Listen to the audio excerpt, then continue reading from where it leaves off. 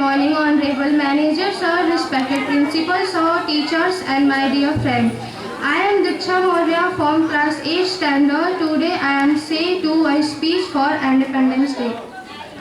As well, all know that the Independence Day is a blessed occasion for all the Indians. Indian Independence Day is the most important day for all the citizens and has been maintained forever in history.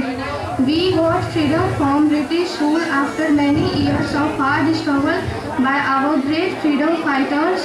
In this day, we remember the first day of independence as well as remember all the sacrifices of our great freedom fighters who sacrificed their lives on getting independence for India.